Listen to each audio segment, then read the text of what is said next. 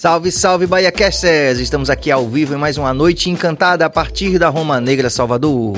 Estação Primeira do Brasil, é isso aí, você apoia o nosso canal, você se inscreve, você ativa o sino, você compartilha, você dá like. E se você fizer isso, não vai custar nada pra você, nem um centavo, não vai fazer diferença pra você, mas vai fazer uma diferença grande no crescimento do nosso canal, pelo qual já agradecemos. Você também pode ser anunciante no nosso BahiaCast. Se você tem uma marca que você acredita que tem uma interseção com a nossa marca, com a nossa visão de mundo, você pode também ser o anunciante. Daqui a pouco vamos fazer o giro aqui dos nossos anunciantes também. Você pode ser membro do nosso canal, também você pode apoiar dessa forma. É muito importante esse apoio de vocês para que a gente possa continuar fazendo esse trabalho aqui do BahiaCast, de trazer sempre grandes personalidades, juristas, professores, artistas, enfim, muita gente que doa um pouco do seu tempo, da sua expertise, da sua alegria, para fazer as nossas noites muito mais agradáveis. Estou aqui com o meu co-host aqui. Bom demais estar com você, mais uma noite encantada. Pedro Valente. Maravilhoso, maravilhoso. Pois é, minha gente, é muito fácil apoiar o BahiaCast, como o Serginho falou aí. E apoiar, quando você apoia o BahiaCast, quando você assina o BahiaCast, você tá apoiando não só o corre do BahiaCast, mas de todo mundo que passa por aqui. Passa muita gente relevante, hein, Serginho? Graças a Deus, cada vez mais são pessoas e pessoas relevantes que têm a acrescentar, né, a toda a nossa experiência de vida, a discussões relevantes. E hoje não é um dia diferente, né? Com certeza, hoje mais do que nunca especial. Vamos anunciar daqui a pouquinho a nossa convidada. A gente vai fazer o giro da equipe primeiro ou o giro dos patrocinadores? Comece aí, pode ir. Para os patrocinadores? Sim, sim. Então vamos começar com Sennheiser. Chegaram nossas espumas mágicas dos microfones. Pessoal, a gente aqui, a Bahia, mais uma vez sendo pioneira, porque nós somos pioneiros. O BahiaCast é um podcast pioneiro. Nós somos o primeiro podcast do Brasil 100% Sennheiser. Sennheiser é uma empresa alemã de 77 anos, que é simplesmente o topo da linha de microfones profissionais e headphones. Então a gente aqui, 100% de nossos equipamentos são Sennheiser. Lembrando a você que tem podcast, também faz um podcast, que os nossos fones de ouvido, eles são vazados. Isso garante pra gente um conforto muito grande, né? Se você faz podcast, você sabe o que é, às vezes, ficar 2 horas com um fone de ouvido fechado, isso causa um certo desconforto. Então isso aqui mudou a vida, não mudou, meu bom amigo? Diga aí. Com certeza. Antes e depois da Sennheiser, a gente manda aqui um abraço para toda a galera da Sennheiser que está com a gente, firme e forte. Muito obrigado. Show. Agradecer também aqui a nosso querido amigo Prince Adamo, do Original Atelier. Prince Adamo, não canso de pedir para você voltar pro estúdio aqui, para a gente bater um papo. Sua energia é muito bacana. Obrigado por você ter sido o primeiro apoiador, o primeiro patrocinador do BahiaCast. Significa muito pra gente. Agradecer também a Forneria Alfredouro, a melhor pizza de Salvador, isso indiscutivelmente. Então, se você quiser conhecer a Forneria Alfredouro, você fica em Ondina e é fácil você achar o Instagram, @ForneriaAlfredouro. Tá no iFood, pessoal, massa de fermentação longa, 72 horas de fermentação, garante uma pizza muito mais leve e mais saborosa. Então, a gente aqui faz essa indicação de olhos fechados, né, Sérgio? Diga aí, bom ou não é? Bom demais, e a gente tem que ir no dia que não seja segunda, que segunda tá fechada. A gente foi lá. Batemos com a cara na porta, rapaz. Meu Deus do céu. A gente, né, fala tanto da Forneria Alfredouro e a gente mal informado do horário de funcionamento. Mas é isso mesmo, acontece. Vamos lá outro dia. Vamos também mandar um grande beijo pra galera do Dialemar. Obrigado por estarem com a gente aqui. Quem não conhece o Dialemar, são doces conventuais portugueses, o Dialemar foi criado por 2 irmãs portuguesas. Um beijo para Mônica, Maria João, que voltaram para Portugal, mas deixaram esse legado aqui. Deixa eu ver se eu consigo puxar. Opa, aqui. Por favor, essa... você que não, você. Porque essa fita que eu achei bonita, coloca aí. Você aí, ó. A bandeira portuguesa. Aqui, com certeza. Que é linda, nossos patrícios, nossos irmãos, né? Ó. Adoro. Então, minha gente, doces conventuais portugueses. Aqui o pastel de nata, extremamente crocante, saboroso. E o de Alemar fica na Vila 14, no Rio Vermelho, e no L4, no Shopping Barra. Em breve, novas lojas. E a gente já vai falar sobre Cristália também, depois que a gente apresentar a nossa convidada especial. Com certeza. Vamos fazer rapidamente o giro aqui também da nossa equipe. Na direção técnica, o nosso jovem Walter Cabas. Também na direção geral do programa, Jorge Billy. Queria agradecer pelas palavras generosas. Obrigado, Billy. Valeu. É muito importante isso que o Billy está falando, porque aqui o nosso papel é ouvir. A gente não está aqui para pré-julgar a ideia de ninguém. A gente tem uma sociedade que tem várias bolhas, né? Uma sociedade complexa, e para a gente entender problemáticas complexas, a gente parte do princípio que a gente tem que ouvir de uma forma sem preconceito qualquer opinião. Lógico, existe fora os extremismos aí, né? Que a gente jamais vai dar espaço. Exatamente. Mas dentro dessa diversidade, a gente realmente quer entender os problemas complexos do Brasil a partir de uma escuta responsável. Portanto, a gente vai ouvir todo mundo, não interessa as ideias. Muitas vezes vão chegar pessoas aqui, já tem chegado. Às vezes o pessoal fala assim, Pedro, vocês são comunistas. Aí o outro fala assim, vocês são bolsonaristas. É muito louco, João. Mas enfim, a gente está aqui para ouvir as pessoas, essas temáticas complexas, justamente para poder a gente produzir um espaço de diálogo que a gente acredita que vai fazer do nosso país um lugar mais legal de se viver. Posso só falar uma coisa sobre isso? Que Pode. Você levantou uma bola tão legal, ainda que a gente não tenha ainda iniciado oficialmente, porque a gente não apresentou a nossa convidada especial, mas eu queria dar um recado para você que busca sempre colocar um carimbo nas pessoas, né? Ou você é bolsonarista, ou você é comunista, ou você é isso, ou você é aquilo. Procure, ao invés de fazer isso, se permita conhecer o outro, sabe? Estenda a mão, abra o ouvido, o coração, para você ouvir a pessoa e saber, porque isso é um crescimento muito grande conhecer outras pessoas. Cada pessoa é um universo que a gente tem a oportunidade de acessar, né? Então eu fico muito triste nos dias de hoje quando eu vejo as pessoas se fechando para outras e não só isso, julgando sem se permitir conhecer. Se permita conhecer. É só isso que eu queria falar.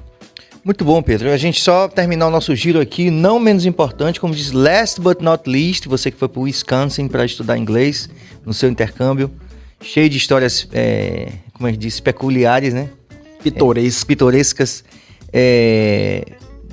Last but not least, né? Não por último aqui, a nossa produtora aqui, Suane Gomes, diretora de produção também, muito obrigado pela presença, pela sensibilidade que faltava o BaiaCast, viu?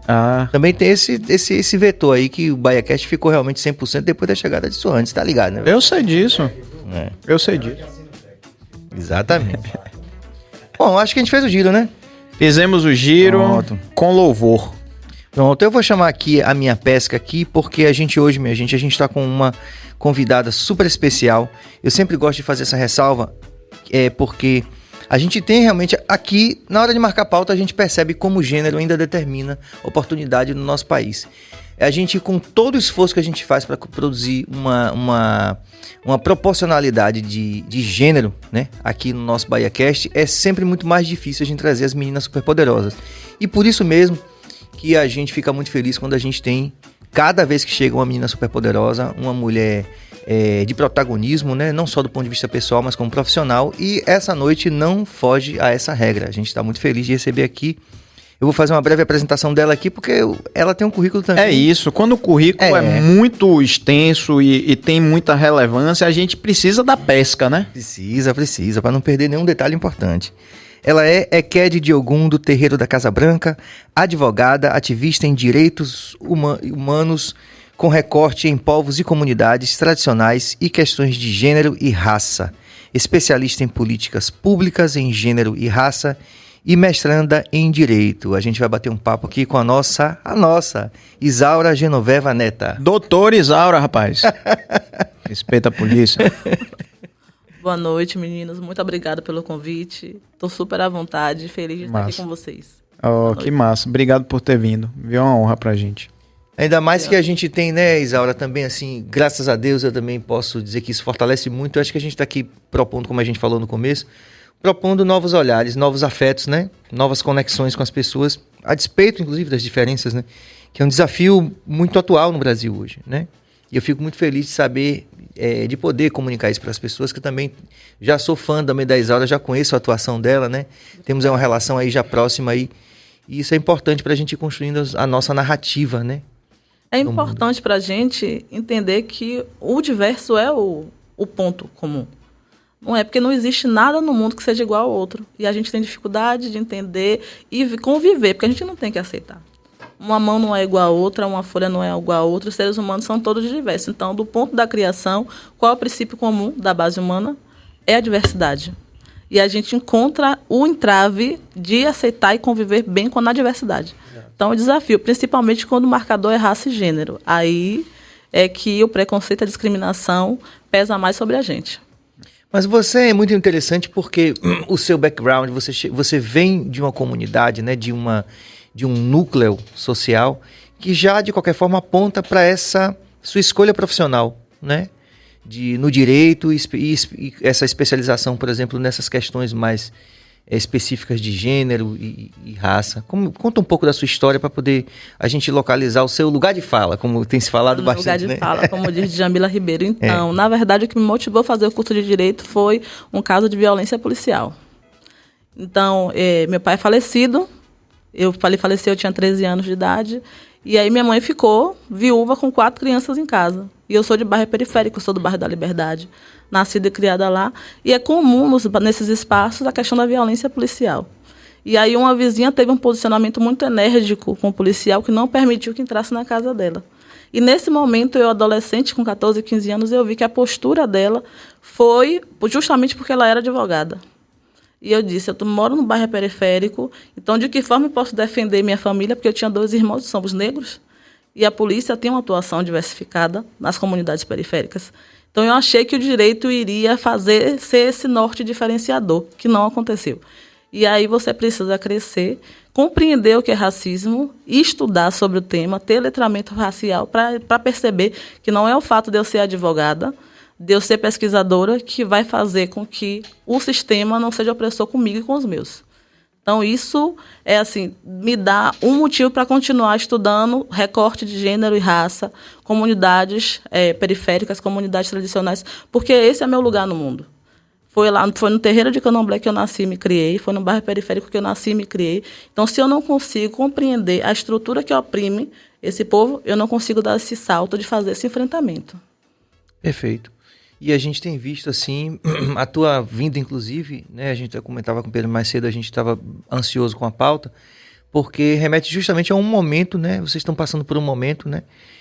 Onde essas tensões todas estão explodindo, né? Em torno da questão da construção que está sendo feita. Vamos contextualizar isso para poder as pessoas... No mês porque tem muita gente querendo ouvir isso. O que vai acontecer, né? A Casa Branca em risco, né? Que entrou na mídia. Então... E desculpe, Isaura, só para deixar você à vontade, viu? A qualquer momento, inclusive... João, pode... Aceita, João? Tô ligado que você gosta, viu? Aqui é super tranquilo. Eu estendo a mão aqui, você pega, quer? Você é família, viu?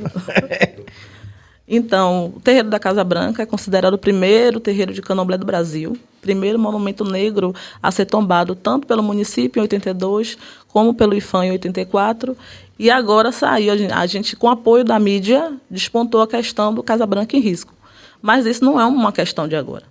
Casa Branca, e o professor Depp, que é o órgão da casa, ele tem uma denúncia desde o ano 2000, de todas as questões de invasões no território. Tá. Então, a gente tem pelo menos 23 anos tentando pautar a proteção e salvaguarda do território, e que não acontece de forma efetiva. Então, esse caso específico que foi na mídia foi fruto de uma ação, de um encontro de juristas negras, que eu realizei no terreiro de Candomblé, de um outro movimento com a promotora Lívia Vaz, que levou o Ministério Público lá para tratar sobre a pauta, que foi também o que levou ela a ganhar ao projeto dela, em parceria com as comunidades, ganhou o Prêmio Novare no STF. E aí, depois, por último, a gente fez um evento na praça para tratar sobre racismo religioso, comemoração do dia 21 de março, que é o Dia Nacional das Religiões de Matrizes Africanas, e aí um evento em parceria também com a professora Ana Flauzina, da UFBA. Então, a gente trouxe o religioso, a academia e o samba, para discutir o racismo religioso, porque a gente entende que é racismo. O terreiro da Casa Branca está num bairro periférico. E a gente sabe, assim, a conjuntura do que é Salvador. Você não faz e desfaz determinadas posturas das construções em determinados bairros daqui. A gente tem aqui apartamentos, territórios que custam 12 milhões. Para e passo, assim, com uma favela que fica oprimida ali. Então, se a gente passar na Contorno, a gente sabe muito bem de quem é que mora ali na Contorno e quem mora ao lado da Contorno. E o que determina esse processo de gentrificação, né? Expulsão desse povo do território. Então, obviamente, a gente sabe que uma construção que foi denunciada em 2019, a UIFAM, não chegaria ao 5º andar se fosse no Campo Grande, ou se fosse ao lado de uma igreja. A gente está falando de território sagrado de matrizes africanas. Então, o terreiro de Candomblé não só a comunidade da Casa Branca, mas isso acontece com todas as comunidades. Você pode pegar os quase 1.500 terreiros que tem na cidade de Salvador, você vai encontrar algum processo de violação aos seus direitos e a ausência do poder público na proteção desses direitos. Então, nesse caso específico, a associação notificou o IFAM porque o terreiro é tombado. E aí entrou a pandemia, a gente não conseguiu. A EQED Lisa, que é uma EQED da casa, apresentou a denúncia e tentou, no período da pandemia, encontrar algum órgão público que fosse responsável para poder receber a denúncia. Só que a gente esbarrou no entrave de que não existia um protocolo de atendimento para aquela comunidade periférica. Então, somente em 2021, ela consegue protocolar uma denúncia no Ministério Público, na Promotoria do Meio Ambiente, e que aí começa o processo a correr. Só que nisso a gente leva esses anos e não consegue avançar. Depois desse evento para discutir racismo religioso, Emiliano José, que esteve na praça, viu a situação e colocou na rede social.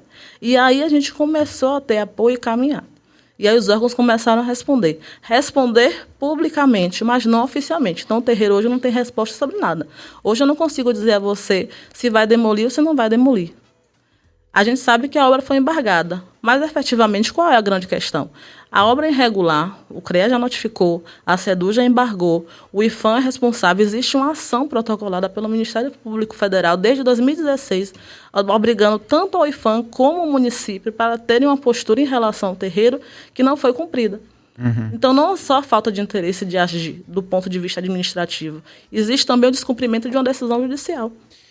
Assim, a gente muitas vezes vê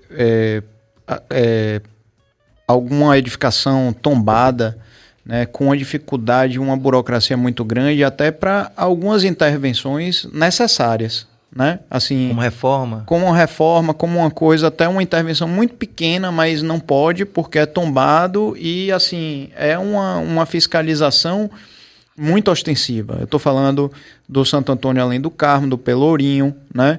Tem coisas assim que você não pode mexer. Só para que fique claro, né, para quem está assistindo a gente está falando de um terreiro que é tombado, né? Desde 82 você falou, não é isso? Pelo município em 82 e pelo IFAM em 84. Em 84, né? Pelo Estado, pela União, né? O IFAM. E aí, o que acontece? Né? Qual é a diferença? O que é que você está vendo? Assim, existe uma morosidade, existe uma falta de comunicação, vocês não conseguem falar com as pessoas responsáveis por esses órgãos assim, gente, está acontecendo isso, e aí não tem um retorno, não tem um feedback, porque isso deveria ter acontecido, essa obra não deveria nem ter sido iniciada, não é isso? Então, e uma obra não se levanta da noite para o dia. Então, vocês estavam ali a todo momento denunciando, mas não existia uma velocidade para resolver nem feedback, é isso? Isso, porque assim, a primeira denúncia foi em outubro de 2019, quando ainda o construtor estava arrancando a vegetação e tirando o gradil. Então, nesses anos, 3, 4 anos, ele construiu 5 andares, e ninguém constrói 5 andares da noite para o dia. Isso. E aí a gente diligenciando, informando. Por quê? Porque a casa é tombada, a gente não pode executar nada de ofício. De poder de polícia, a gente não pode mudar na estrutura, a gente não pode mexer no telhado. Então, o telhado precisa de um reparo. A gente sabe que as telhas são da época colonial e são 10 mil telhas. A gente não tem recurso, e nem a União, que tombou, que tem a obrigação de proteger, garante esse reparo. Então, a gente vive de recursos da própria comunidade. E aí existe essa morosidade. Mas essa morosidade está atrelada com a questão racial. Porque é uma comunidade de pessoas negras. O terreiro da Casa Branca é um terreiro de mulheres, liderado por mulheres. Do terreiro da Casa Branca sai o Gantuá e o Opofojá, que dá aí uma linhagem grande no país de terreiros de candomblé, mas a gente não tem retorno, porque a gente está falando desse caso de 2019, mas a gente tem denúncias de invasão desde 2000. Então são 23 anos, então metade do tempo de tombamento é o tempo que a casa vem apresentando denúncia para dizer: a gente precisa do apoio do órgão fiscalizador para garantir a salvaguarda desse território, e a gente não tem retorno satisfatório em relação a isso. A gente já tem aqui uma interação de minha senhora, ó ela aqui, ó, Melina. 20 anos para andar uma denúncia de invasão do terreiro, território sagrado. 20 anos para acontecer o julgamento do menino Lucas Terra. Nossa justiça é uma vergonha. Duro isso, né? Uma advogada como você ouvir uma coisa dessa, né? Porque assim, você não pode usar da força física. Existe um sistema jurídico para isso, para garantir o seu direito. Então a gente não quer.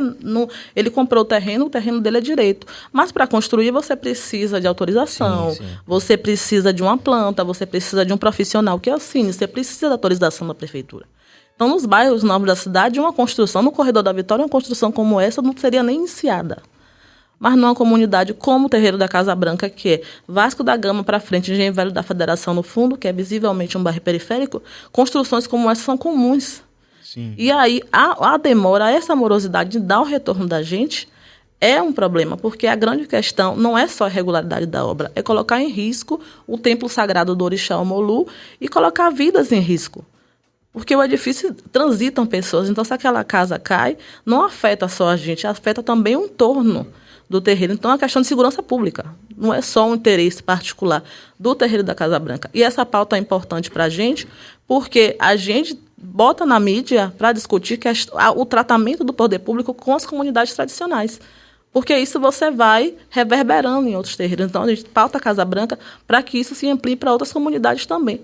E esse descaso, ele vem acontecendo...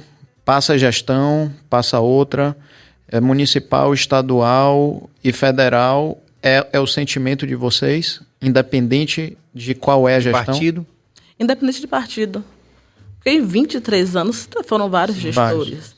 E a gente não conseguiu retorno. E a sensação que o povo de Axé tem do tombamento é que é algo ineficiente. Para que eu vou tombar? Para que eu vou tornar patrimônio? Para que eu vou preservar se a própria União não garante a preservação? Então, a gente fica ali alheio exposto a qualquer coisa. Então, houve no passado o processo de reintegração de posse na praça, que tinha um posto de gasolina que a gente conseguiu. Então, o projeto de Oscar Niemeyer para poder a praça de Oxum da Casa Branca. Ele assinou um projeto. É muito bonito isso de dizer na história, mas a gente não consegue fazer a manutenção daquele espaço. São 6.800 metros quadrados. Da época do tombamento, então há 40 anos. A gente já perdeu muito de território. E continua avançando. E aí, se a gente não consegue barrar, a gente vai chegar no momento que o território não existe. E Candomblé precisa de terra, precisa de energia, precisa de planta, precisa do verde. Então, se a gente fica oprimido, a gente não vai conseguir nem louvar e acreditar e levar em consideração, professar a nossa fé daquilo que a gente, da forma como a gente acredita, que é o contato direto com a natureza. Como direito constitucional também, né? Assim, eu queria só a gente fazer aqui, Cabas, traz essa saudação de Mãe Márcia aqui para poder a gente elaborar um pouquinho mais essa questão aqui com Isaura.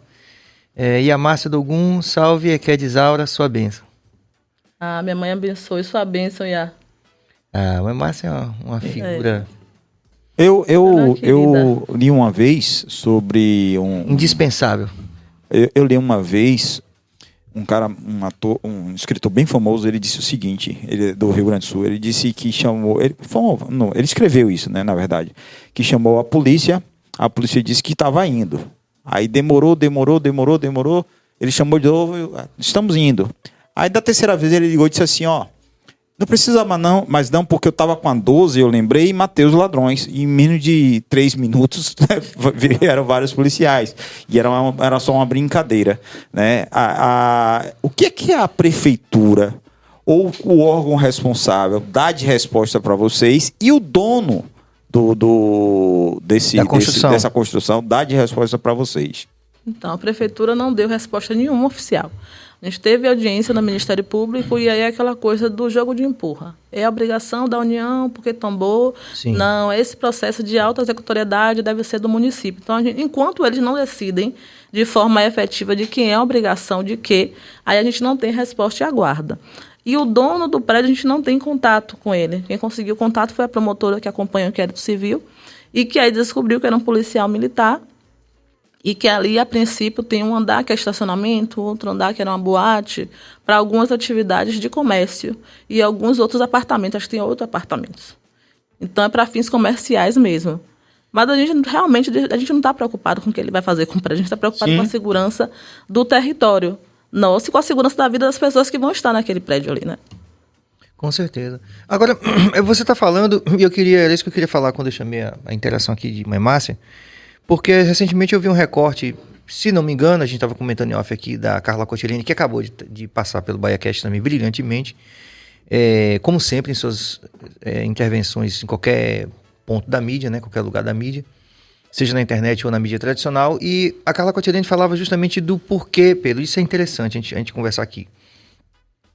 Por que ela diz que o Estado é genocida, né? Ela consegue argumentar de uma forma bastante convincente de que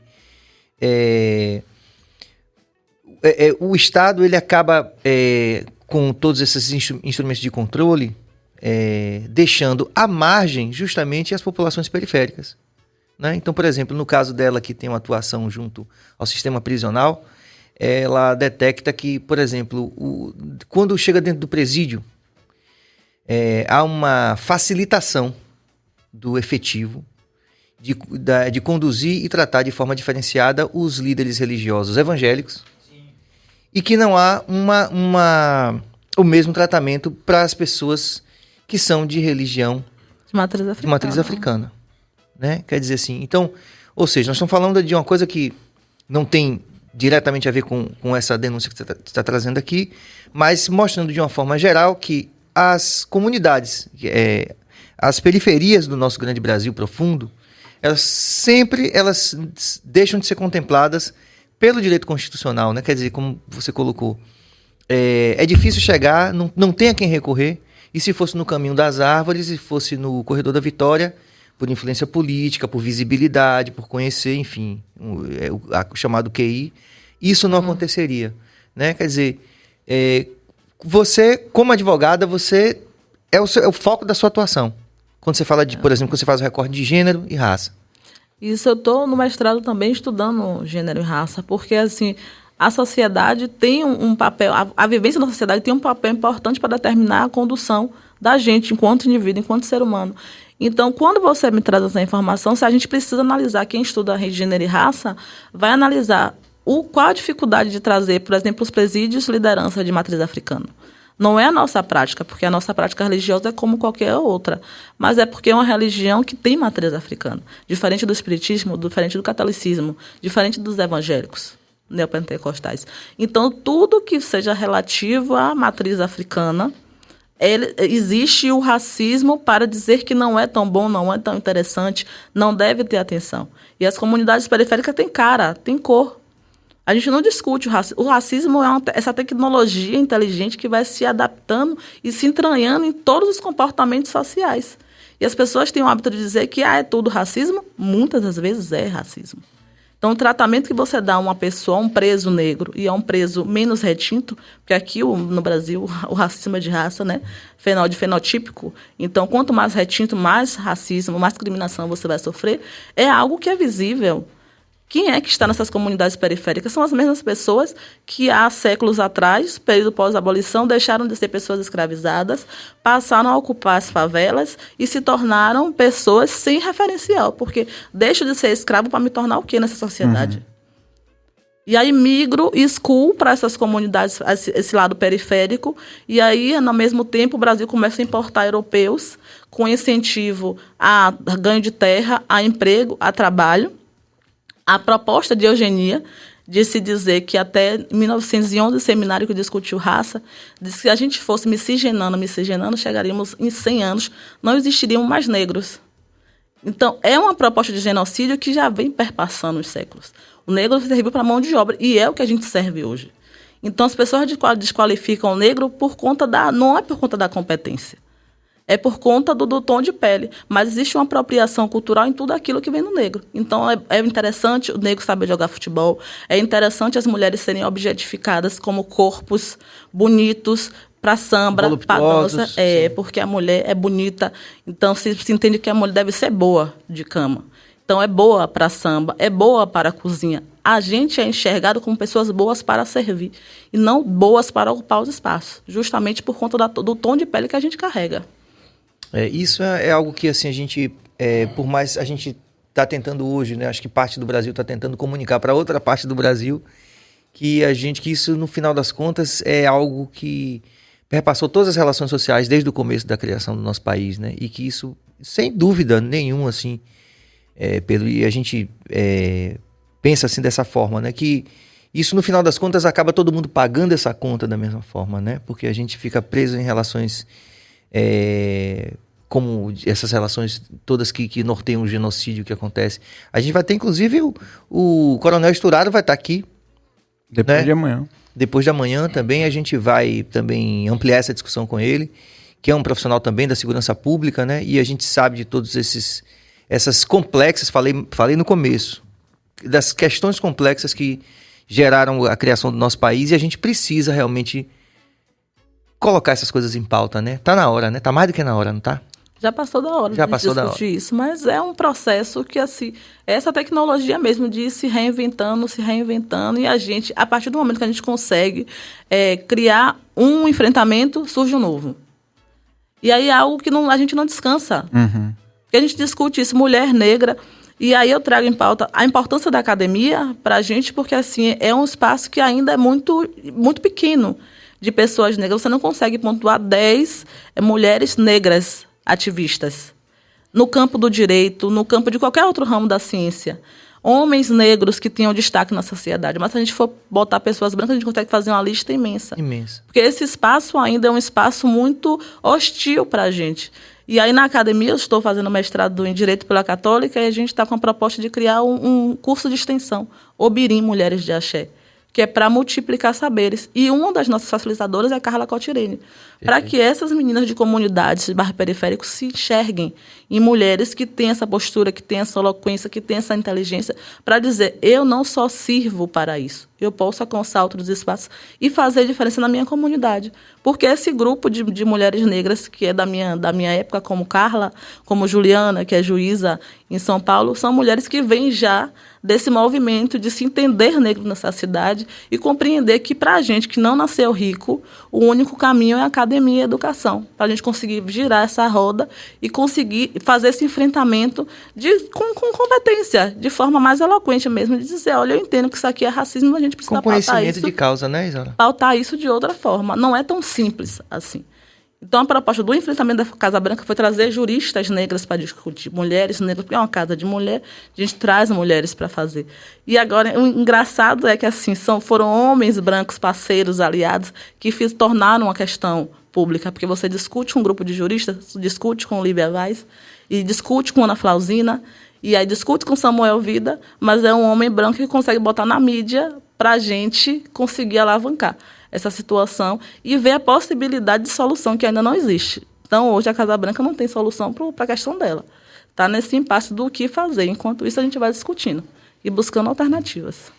Tem um cara que passou por aqui, que, inclusive, ele é muito sensível à causa do candomblé e à causa negra, que é Pedro Tourinho. Você deve conhecer? Conheço. Pronto. Pedro Tourinho, que antes de ser secretário, né, eu acompanho ele há muito tempo, ele é do candomblé, e hoje como secretário é um cara que de repente também pode engrossar o caldo nessa questão, né?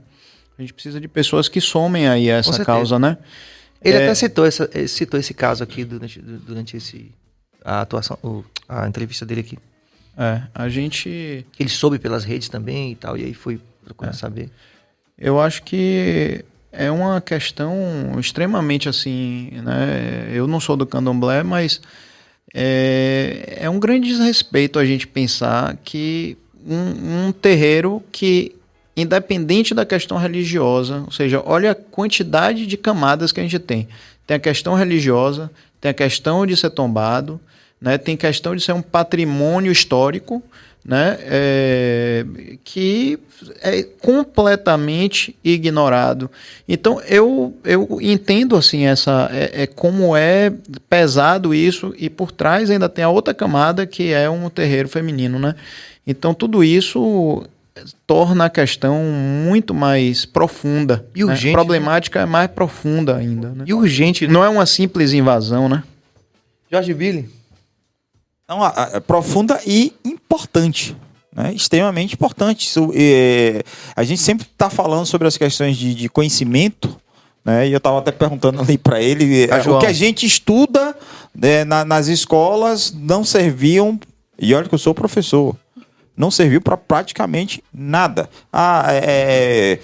Então, poderia-se colocar essas questões nossas do soteropolitano. Tem tanta coisa rica que os negros vão dizer assim, nós negros vamos dizer assim, que maravilha, eu tenho orgulho de ser negro. E nas escolas não se passa absolutamente nada. Ou muito pouco, né? A não ser que o colégio inclua um determinado assunto que provavelmente não vai ser nem cobrado numa prova, num teste. O próprio Enem, zero, praticamente zero, né? Para a quantidade de coisas que tem importantes, né? Vai estudar Mesopotâmia, pelo amor de Deus. Vai estudar a fórmula de Bhaskara, pelo amor de Deus. Vamos estudar coisas que vão engrandecer nossa cultura brasileira. Eu não digo nem cultura baiana ou africana, brasileira também. E as pessoas têm que reconhecer isso daí.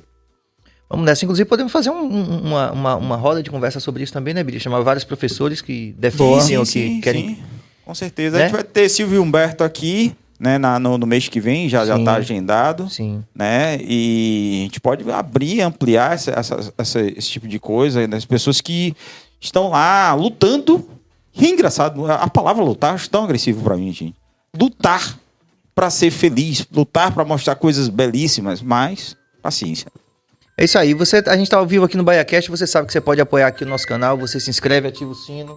No meu celular, mas isso acontece também. É um alarme. Uma ligação. É o alarme para lembrar das pessoas se inscreverem. Exatamente. Então você se inscreve no canal, você ativa o sino, você compartilha, você dá like. Se você acredita que essas questões também são relevantes, você compartilha com a rapaziada, porque de fato são questões importantíssimas para a nossa compreensão de mundo a partir desse lugar, desse recorte do espaço que a gente vive, que é a Roma Negra Salvador, né? E a gente precisa desse apoio de vocês justamente para poder a gente mudar essa e outras realidades também que são inadmissíveis na nossa capital baiana, né? Não só aqui, mas no nosso entorno. Então, mas eu queria rapidamente que você falasse dessa experiência da Steve Biko. Então, grande Porque você estava com Carla Cotirene lá também. Eu sou da turma 2, a gente foi do POMPA, Projeto Mentes e Portas Abertas, idealizado por Silvio Humberto, nosso querido vereador Silvio Humberto, que é parceiro, que apoia a gente sempre. E aí a ideia era essa, escolher jovens negros, estudantes universitários, para fazer uma formação antirracista. E aí Carla Cotirene foi da turma 1, e eu sou da turma 2 do POMPA. Então fez um diferencial na formação da gente de forma absurda. A gente teve aula com Carlos Moura, a gente conseguiu compreender como é que a estrutura do racismo funciona e por que as pessoas negras são as pessoas escolhidas, os corpos matáveis, né? Como a gente costuma dizer. Entender que não é algo aleatório. Existe um processo mesmo, uma estrutura que justifica os negros serem tratados da forma como são tratados. E aí a gente aprendeu isso estudando. Então a academia é importante para a gente poder se empoderar. Eu achei tão interessante ela falar aqui, Pedro, né?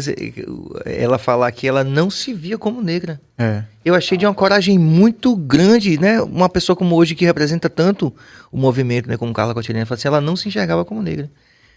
E que ela precisou desse letramento racial, que esse processo da Steve Biko começou lá. E hoje nós temos a grande Carla Cotirene, né? Que é interessante isso, né? É porque o racismo é isso. Você não quer, ninguém quer estar à margem, ninguém quer ser excluído. Então você quer se aproximar o mais próximo daquilo que é o comum. Então o que é o comum? Eu nego essa realidade em mim porque eu não quero viver essa dor, porque é difícil. É sofrido entender que ser mulher negra numa cidade como Salvador. Entendeu? Você é desmerecido. Uma mulher como Carla Cotirene deveria estar onde? Ocupando que espaço? E que ainda não é espaço nosso, mas deveria ser de direito. Então, a gente cresce na ideia de querer ser paquita, né? Porque é o modelo do bonito. O modelo do bonito não é o modelo negro. Então a gente não convive com isso. Se você não convive, você não aprende a aceitar. Logo, você não quer se enxergar nessa realidade que todo mundo diz que é feio, que é ruim. Então, pra gente que é preto, né? Quando ela diz assim, eu não me enxergo preto, era justamente por isso. Como é que eu vou me enxergar naquilo que eu não admiro, naquilo que ninguém acha bonito? Naquilo que todo mundo quer que fique escondido, que é maltratado, que é alijado, que está fora de todos os processos. Então, eu não me enxergo como essa pessoa. E a mente tem esse papel importante, porque assim, se eu não me enxergo, eu não sou. E aí, o letramento racial vem para dizer a gente, você é, só que você não é isso que as pessoas dizem que você é. É esse sistema posto, estruturado, muito bem inteligente, que coloca você nessa situação de dizer que você é algo ruim quando você não é. Então, o racismo é uma tecnologia muito inteligente. E aí é realmente muito difícil a gente conseguir ultrapassar as barreiras criadas por ele. Só fazer um adendo, Sérgio. Muita gente criticou a fala dela da questão da polícia, né? Coincidentemente, Desculpe, só para deixar claro, a fala de Carla. De Carla Cotirene, da questão da polícia. Uma semana depois, muita gente. Porque a polícia devia acabar por uma questão de... Aí, uma semana depois, tem a micareta de Feira de Santana. Gente, todos os vídeos que eu vejo, tem um cara lá dançando e a polícia, né, batendo de uma forma desumana, certo? E coincidência ou não, são pessoas negras que estão dançando de costas para a polícia, pelo fato de estarem dançando, se divertindo, que a festa foi feita para dançar e se divertir, e ele tem que passar, ele não pode simplesmente pedir ou desviar o caminho ou algo assim, ele tem que pegar um cacetete, né, e jogar e mirar na cabeça daquela pessoa aquele cacetete e aí dizer que aquilo ali é o quê? É uma forma de controlar, de educar socialmente. Aí eu já ouvi também, de se impor. É como se fosse assim, eu tô falando isso que eu acho um absurdo, né? Não tô apoiando, não. Porque se a polícia não agir dessa forma, tão enérgica, ninguém respeita a polícia. É como se a qualquer momento fosse existir ali uma insurreição que todo mundo fosse em cima da polícia para matar a polícia. Sabe como se fosse uma coisa assim, meio Walking Dead, um negócio desse. E aí não, eles precisam agir assim para que todo mundo possa respeitar. E tem essa coisa, cara, que é louca deles passarem no meio de todo mundo, que se você desavisado, você toma uma cutucada daquele negócio que é um terror, né? Então acho que a gente precisa rever a forma de se autoafirmar enquanto polícia, que não seja na violência. Se precisa de polícia na rua, precisa. Todos não nós. Precisa, deixa pronto. Me permita, Billy, me permita. Todos nós aqui, nessa sala aqui, e quem não é daqui da Bahia, que estiver vendo a gente agora a qualquer tempo, quem é de Salvador, quem é da Bahia, que já passou um carnaval em Salvador, sabe muito bem que a polícia olha primeiro para depois bater. Isso é fato. Olha primeiro para depois bater. Inclusive eu tive um colega, eu era na época adolescente, estava na escola técnica, e um colega mais velho tinha passado na polícia e ele serviu durante o carnaval, o primeiro carnaval dele. E o comandante disse para ele, vocês vão ficar na Barra. Para quem não sabe, o Carnaval de Salvador ele é basicamente dividido em 2 circuitos primordiais. Tem outros circuitos menores, mas os 2 maiores são a Avenida, que tem essa tendência, por ser mais próximo da periferia, de ter pessoas mais eminentemente negras e mais eminentemente pobres, e a Barra ao contrário, onde você teria o inverso, né? Pessoas mais de classe média, eminentemente brancas de classe média. O que acontece? Ele recebeu orientação. Eu lembro disso como hoje. Ele falou assim, o oficial falou, vocês vão para a Barra, olha a cara primeiro para depois bater. Então, quem é de Salvador, e isso a gente vai ter o Coronel Estourado aqui essa semana, é importante para poder a gente ampliar essa discussão, vou falar de novo. É complexo? Mas quem é de Salvador e quem conhece o Carnaval de Salvador sabe que isso é real. Isso é real. E isso a gente precisa, como sociedade, independente de onde a gente esteja, né? Cada um no seu lugar de fala, como explicou muito bem a Carla Cotirene aqui. Independente do seu lugar de fala, nós temos que ter uma postura crítica em relação a isso. Não vamos ter uma postura simplista de dizer que a culpa, por exemplo, dessa violência policial é exclusiva do efetivo policial. Mas a gente precisa, enquanto sociedade, criar os mecanismos para que a gente possa realmente não ver isso continuar acontecendo. Porque, de fato, se você é como você falou da cor da pele, a paleta. Quanto mais próximo do gradiente lá, do retinto, mais a possibilidade de tomar o cacetete na cabeça mesmo e acabou, meu irmão. É assim que rola. Não, João? Se quiser falar, inclusive, tá aí, João tá Pode ali puxar. Você pode também interagir, viu, se você quiser. E ainda mais, assim, na hora da confusão. Por exemplo, abriu o clarão e chegou a tropa, né? E aí eles já chegam para poder agir. Ele vai agir primeiro, com certeza. Exato. Né? Se eu tiver no bolo lá porque passei no meio assim, a chance de eu tomar um cacete é baixa, né? Pois é, a gente tem vários exemplos.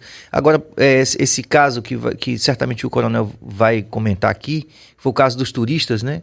Os caras eram brancos, porra. Tem muita gente que tá reclamando da segurança pública e culpando o governo. Tá falando dos turistas. Dos turistas. E lógico, quando a gente diz isso, a gente não acha que não deve ser cobrado porque o nosso governo é de esquerda, não é isso. A gente acredita, né? Não é isso. A gente acredita piamente. Né? A gente Independente do lado, a gente tem que cobrar nossa segurança, tem que educação. cobrar, exatamente, do governo. Agora, o fato é que aquilo ali só ganhou visibilidade nas redes sociais como ganhou, porque os caras eram brancos, velho. Então é isso. Se você quer discutir isso de uma forma consequente, pra gente ver o nosso lugar, um lugar melhor, você cole com a gente aqui no BahiaCast, você dá like, você compartilha, você se inscreve no canal, você apoia essa ideia que é da gente estar aqui junto com pessoas de diversas áreas de atuação, como no caso da Isaura hoje, que é advogada, especialista em gênero e raça também, uma menina que está aí também junto com outras guerreiras aí e outros guerreiros, tentando fazer desse lugar um lugar realmente mais democrático para todos nós. Então, apoia aqui o BahiaCast. Ó, tem uma interação aí. Guerreiro Sergipe, deve ser Guerreiro Sergipe. Um dos melhores podcasts do Brasil, duas vezes aí, com Z, para poder mostrar que a gente... Brasil. Que a gente atinge aí também a galera fora daqui do Brasil. Doutor Isaura, é o seguinte...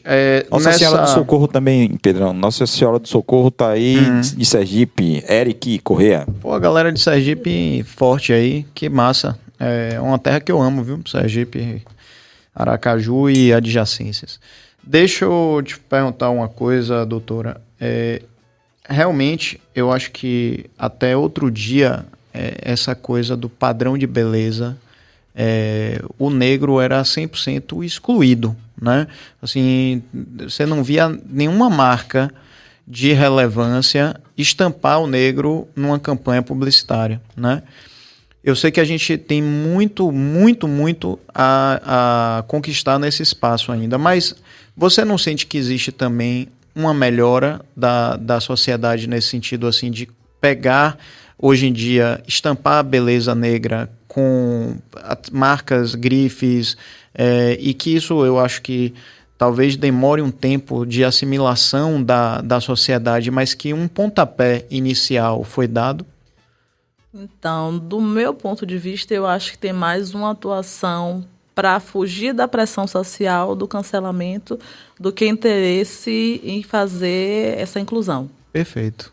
Era isso que eu estava esperando que você respondesse. Eu falei sobre isso aqui na entrevista com João Pimenta, lembra? Sim. Exatamente isso. E que vale como reflexão também. Né? A marca pegando emprestado a sua representatividade, não é isso? E aí, como assim, tudo é rede social, tudo é mídia, tudo é muito rápido, ninguém quer o cancelamento. Porque assim, todo mundo é muito juiz de rede social. Ninguém quer ir pro enfrentamento mesmo no dia a dia. Mas na rede social todo mundo diz que é um absurdo.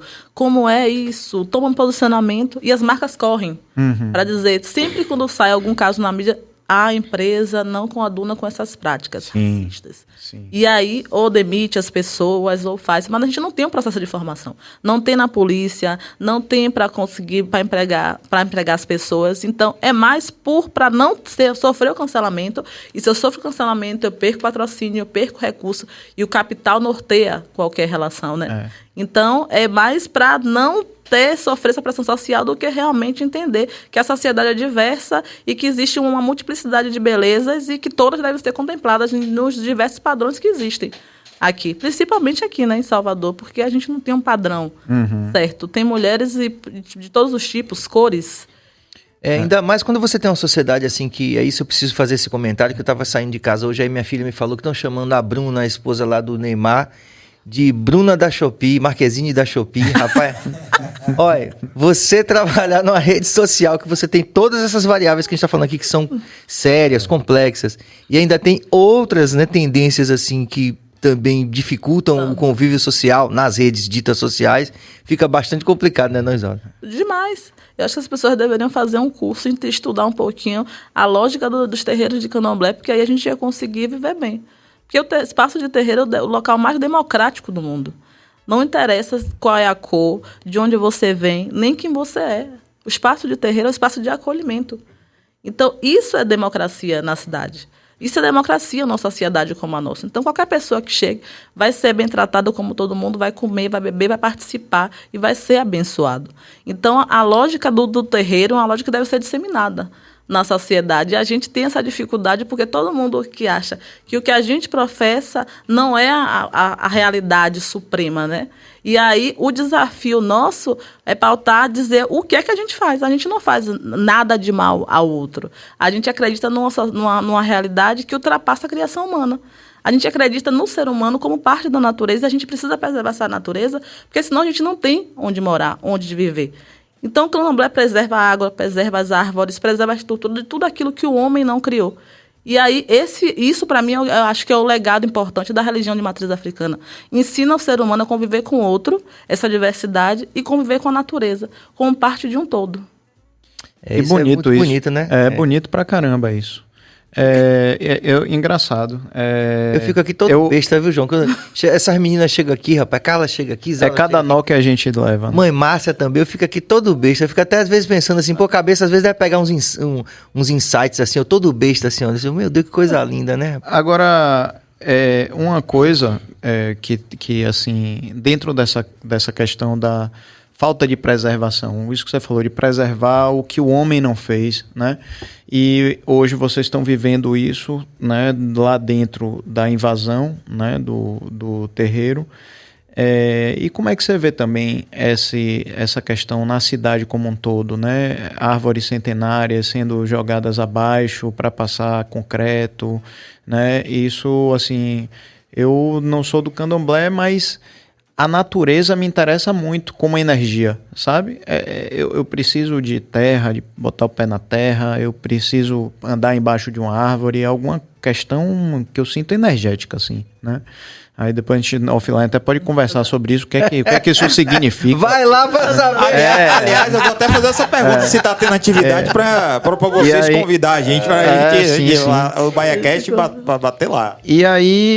E a gente está vendo um movimento na cidade de uma forma assim que eu nunca esperei ver. Eu sou de 78 e já vi passando, alargando a avenida, já vi isso, já vi aquilo, mas o que a gente está vendo são árvores, inclusive sagradas para o candomblé, que estão sendo derrubadas. Como é que vocês enxergam esse desrespeito? Para a gente é algo muito doloroso. E aí, para mim, é um tema importante, porque assim, eu vivo isso dentro do Espaço Sagrado do Terreiro do Candomblé e discuto isso dentro da academia, na disciplina de meio ambiente e justiça social. Então, você proteger o meio ambiente é proteger o seu espaço de vida. E isso, eu costumo dizer que a gente foi tanto avanço, que o avanço gerou um retrocesso e agora a gente precisa retornar ao passado para consertar o estrago que a gente está vivendo hoje. Porque esses desequilíbrios todos climáticos são efeitos daquilo que o homem faz, porque o homem se apropria e entende que o meio ambiente está para serviço do homem. E em função disso eu posso desmatar, eu posso construir, eu posso alargar, porque o ganho financeiro é mais importante do que a preservação da vida humana, porque vai chegar um momento, se a gente não consegue barrar isso e fazer a permanência da natureza, a gente não vai ter um planeta com condições de vida. E aí isso afeta, e aí vai dizer que é uma questão racial, porque não é questão de classe também, porque vai afetar pessoas pobres. E o recorte de raça, porque aqui a Bahia Salvador é a cidade mais negra fora de África. Mas para quem tem dinheiro, vai conseguir facilmente, vamos agora explorar Marte, explorar outro país, depois que eu sugar tudo que tiver nesse planeta de bom. Mas para quem está aqui, vai ficar um planeta sustentável de sobrevida. Então, a gente precisa analisar isso de uma forma, do ponto de vista ancestral. Para a gente é muito caro, porque assim, a energia vital de orixá são energias da natureza.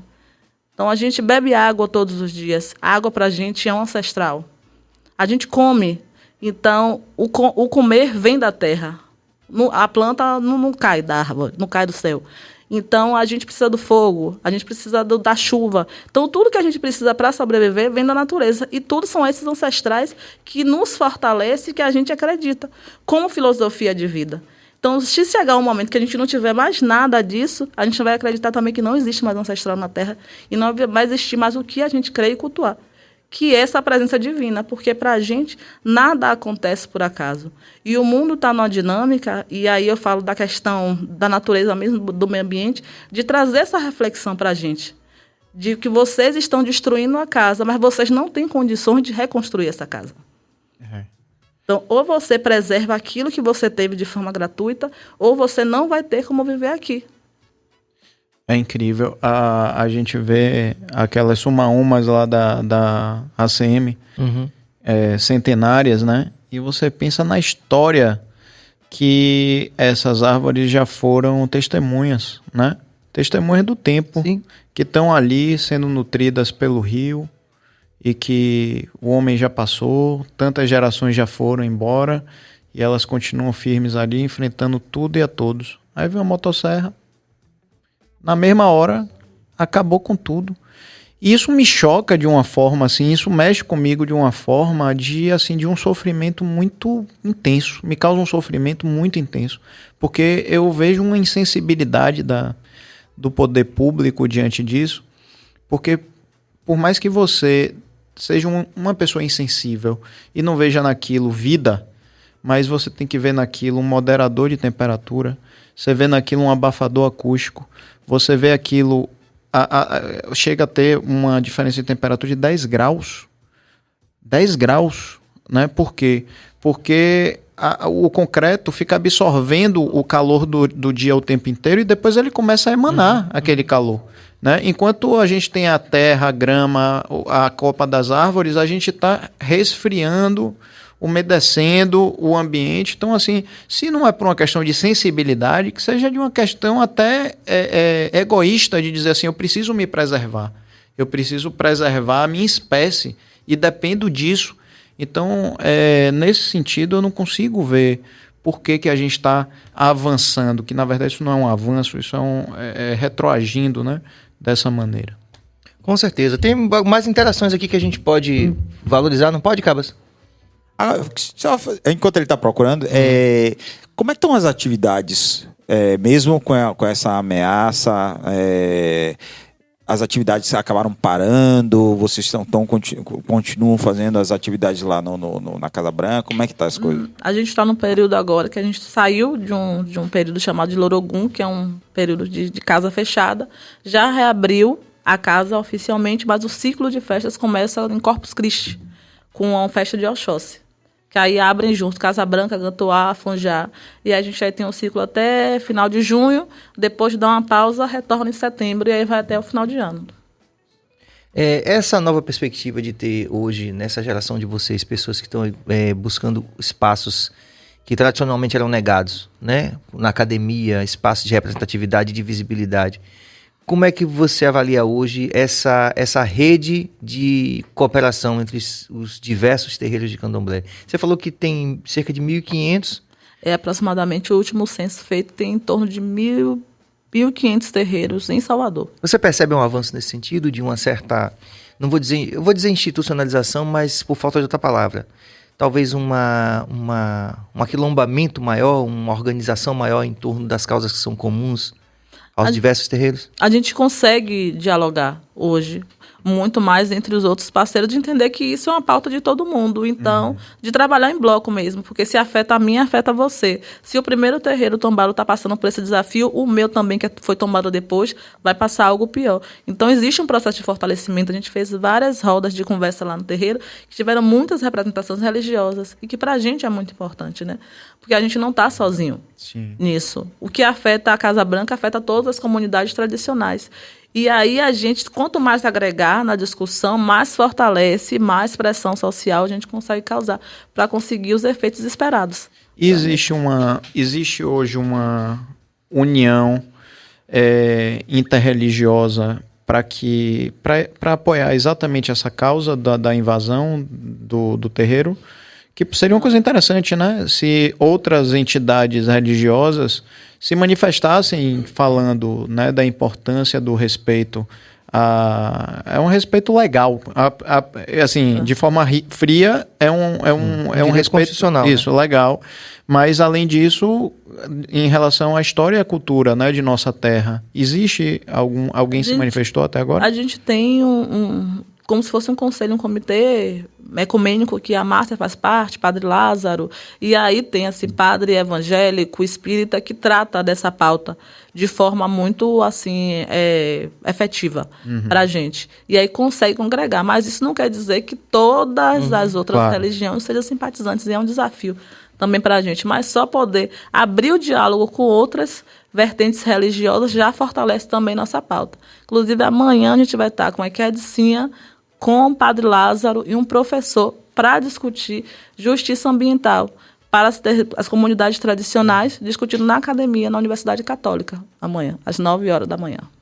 Pronto, eu tenho uma dúvida pessoal aqui mesmo, eu comigo mesmo, que é sobre a questão do tombamento. Em que consiste o processo de tombamento e, a partir desse processo, que vantagens, se é que existem, uma instituição tombada tem? Tem apoio financeiro, tem apoio jurídico? O que acontece? Então, o que é o tombamento? O tombamento é tornar um bem como patrimônio imaterial da União. E aí ele não deve, porque conta uma história importante daquele local, daquela sociedade, daquele... E aí o tombamento, em tese, o tombamento seria o instrumento suficiente para manter aquele instrumento salvaguardado. Okay. Mas não é o que acontece. A gente não tem apoio do administrativo nem apoio jurídico. Na prática não acontece. Na prática não acontece. Então a gente não pode mudar a estrutura. Se você quer fazer uma reforma, a gente não pode, porque a casa é tombada de acordo com como está ali a estrutura. Sim. Então a legislação não permite que a gente faça alteração, mas também não garante subsídio para a manutenção daquele bem. Pois é, o que é bastante complicado, né?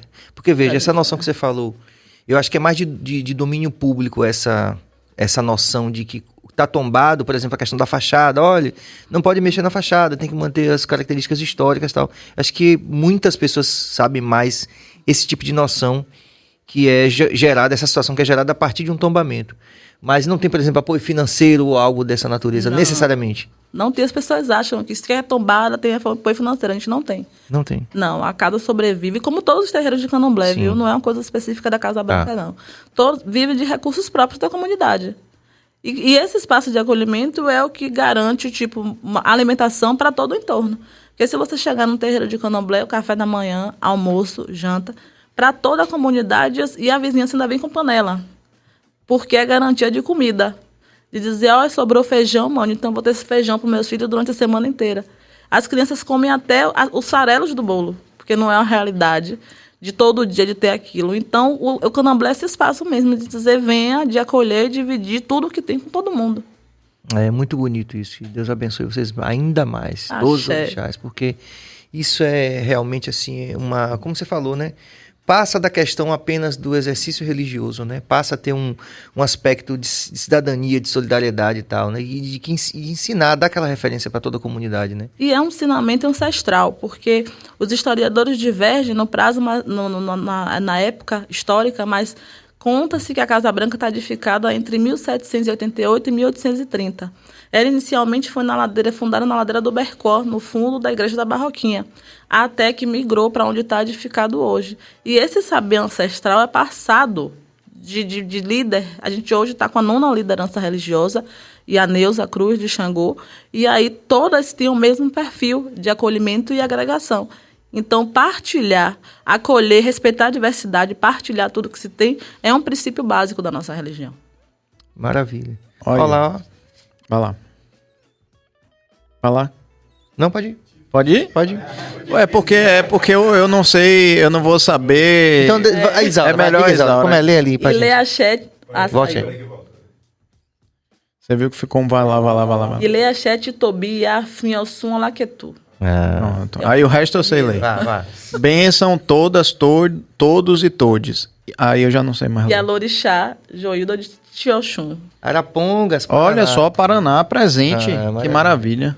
Maravilha. É interessante ver a força do candomblé no Brasil, porque o candomblé alcança de forma muito forte outras regiões que não são com uma colonização africana, né? Uma colonização não, uma influência africana no seu povo, né? Na sua gente. Como é isso? Vocês hoje têm ligação com outros terreiros em outras partes do Brasil ou não? A gente tem filhos de santo que abriram casa em outros lugares, como Manitinha de Oxum, uma reconhecida filha de santo da Casa Branca, que tem casa aberta no Rio de Janeiro. Então, ela tem filho de santo na Argentina, em Portugal, na Europa toda, nos Estados Unidos. Então, vai meio que espraiando filhos de santo por aí, né? Vão se tornando netos, sobrinhos, bisnetos da casa. Então, a gente tem gente de axé aí pelo país todo e fora. Legal. Isso é massa, né? E essa relação com a Umbanda? A gente não tem... É porque as pessoas dividem muito, né? Candomblé com Umbanda. É só uma vertente religiosa. A crença deles é muito similar à nossa. Acredita na força da natureza. Se acreditou em força de natureza, uma força ancestral, que independe da criação humana, da vontade do homem, é a mesma fé que a nossa. Mas a gente não tem, por exemplo, aqui na Bahia, tantos representantes, né? Como a gente tem, por exemplo, no Rio de Janeiro, por exemplo. A coisa ficou mais lá. A Bahia tem muitas casas de Umbanda. É porque existe meio que uma invisibilidade dessas casas. Fale disso. Mas tem muita casa de Umbanda aqui. Porque a Umbanda é mais como se fosse uma junção do espiritismo com o candomblé. E aí meio que agrega. A gente vai agregando, vai somando a realidade e vai criando. Mas aqui em Salvador tem muita casa de Umbanda. Isaura, eu queria fazer uma pergunta meio polêmica, mas você vai me tirar essa dúvida. Porque quando eu pergunto pra minha mãe, ela fala, pergunte pra sua tia Marisa. Ela sempre faz a mesma coisa. É o seguinte... a gente sabe que o candomblé é forte também no sul do país, certo? E se fala muito dessa questão da nossa cor, a gente tem muita dificuldade. E vocês devem ter contato com o pessoal do sul do país. Existe dificuldade lá também pela questão da religião? Você tem alguma coisa, alguma informação de eles terem dificuldade para adentrar na sociedade, algo desse tipo? Existe um desafio, porque no sul existem pessoas brancas, né? E aí a gente acha que porque é branco não deve ser de candomblé. Eu acho que o branco precisa entender o lugar dele de privilégio na sociedade. Que uma pessoa negra de candomblé não vai ter o mesmo espaço de uma pessoa branca de candomblé. Mas foi no sul do país que veio a questão sobre o abate de animais, que chegou a discussão até o STF, para discutir se proibia ou não o abate de animais sacralizados nos terreiros de candomblé. Então, é um desafio para a gente também discutir religiosidade de matriz africana no sul do país. Porque a branquitude acha que pode pautar e dizer o que a gente deve fazer e como deve fazer. E aí, levar essa discussão sobre sacralização dos animais é um tema muito delicado para a gente, porque a gente não faz essa sacralização em larga escala, como as empresas que vendem carne, que vendem frango. Todos os animais utilizados no espaço de terreiro é para consumo próprio, sem sacrifício, sem sofrimento, para distribuir para a comunidade. Então, levar em pauta a proibição ou não para o STF daquilo que a gente pode fazer no espaço de terreiro, que não agride a ninguém. A gente não está igual uma granja, matando 100, 200 frangos, ou muito mais, mas é justamente porque é uma religião de matriz africana. Porque se fosse uma outra, da vertente caucasiana, a gente não ia ter esse enfrentamento para chegar no STF. Mas só para deixar isso claro... aí dá vários podcasts, essa questão aí não dá não, Pedro? Demais. Só para deixar claro que eu acho que essa é uma questão, por exemplo, que eu sempre me perguntei, né? O abate dos animais, ele tem esse cuidado com relação à crueldade, então? Tem, porque pra gente não serve, a gente acredita na força da natureza. Então você não pode se alimentar de algo que sofreu, de algo que foi maltratado, de algo que foi machucado. Então a gente oferece ancestralidade para poder se alimentar também. Então no candomblé não tem nada é jogado fora, tudo tem utilidade, tudo tem uma serventia. Então a gente não vai chegar, vou pegar um frango abatido para oferecer, para sacralizar, para tornar aquilo algo importante para um ancestral e para a gente. A gente se alimenta porque alimento fortalece. Sem comida a gente morre. Sem água a gente morre. Então é algo normal comer. A diferença é que a gente não vai numa granja pegar um frango que foi criado ali 24 horas, só comendo ração, para engordar em 30 dias, para estar em ponto de abate, para ir para o comércio. A gente precisa de animais que foram criados da forma normal, comendo milho, crescendo no tempo certo, sem ser agredido, sem ser maltratado, para sacralizar, porque aquilo que foi muito bem criado vai ser muito muito bom alimento para a gente também, fortalecer nosso corpo. Diferente desses outros alimentos cheios de hormônio, né, que fazem mal para a gente sabe que fazem. Super processados, super industrializados e tal, né, por meio da ração, essa coisa toda. Agora, Isaura, tem coisas que não se pode falar também do sacramento, vamos dizer assim. Estou usando sacramento por falta de outra palavra. Mas tem uns mistérios que não pode falar também, né? Tem. Ou seja, você acha que isso tem uma dificuldade adicional, por exemplo, nesse sentido de veja, não é divulgar, porque seria necessário divulgar, mas para ter, possivelmente a partir dessa divulgação, mais diálogo com outros setores da sociedade, tem esse entrave, né? Que tem coisas que não se pode falar. Tem coisas que é o que a gente chama de AO, de segredos, porque o candomblé é uma religião iniciática. Então você precisa ser escolhido para passar por um processo de iniciação, para fazer parte daquele grupo, daquela comunidade. Mas o problema é a ignorância. Porque o geral, o comum, é o que todo mundo sabe. Então, quando você passa do portão para dentro, que você se inicia, eu posso aqui dizer que não existe algo extraordinário de outro mundo. Mas o fato de você não ser iniciado e você ignorar esse saber faz com que você crie uma mística sobre aquilo. Mas aí o respeito resolve essa situação. Você entender que você não precisa compreender o todo, mas que aquilo tem um motivo de ser. E tem um motivo de ser secular. Como o caso do abate do sacrifício dos animais, né, no caso. Porque abate de animal é algo comum na sociedade. Nós não somos veganos, nós não somos vegetarianos, nós somos carnívoros. Então, você discutir um terreiro de candomblé que está fazendo um abate e não discute a empresa que, para larga escala, aí você discute racismo e poder de capital. Você vai para a discussão questão financeira, de fato, porque o terreiro não está ali é para realmente alimentar, não é para fazer dinheiro, não é para fazer fortuna. Mas as empresas que você chega numa churrascaria, você vai comer quem gosta de comer coração de frango. Sim. Frango só tipo tem normal, um coração. tipo criticando lá o terreiro e comendo coração de frango. Partindo do pressuposto que um frango só tem um coração, e você vem com aquele espeto cheio de coração, quantos frangos foram mortos? Um terreiro de candomblé não abate aquela quantidade absurda. Então, a discussão é de raça e capital. Muito bom isso. Essa reflexão é importante. Tomara que a gente possa aqui, não só pela sua atuação, mas a atuação de outras pessoas que vierem também, a gente poder ampliar essa discussão, né? Que isso é importante também. Como eu sempre digo, né? O Bahia Cash é sempre um lugar de crescimento, né? Para todo mundo, assim. Para mim é sempre, né? É mesmo. Para todo mundo que assiste. Aliás, eu tenho ouvido muito isso. Eu aprendo muito com o Bahia Cash. É legal essa experiência toda. O Birajara fala aqui, para que pior do que o pavor que o gado sente quando vai para o abate nos frigoríficos? No Natal sacrificam milhares de perus e ninguém contesta. E os peixes na Semana Santa? Tá aí, posta aí a intervenção do nosso Birajara. Vamos falar de Cristal em uma breve pausa, né? Que a gente quase passa aqui do tempo.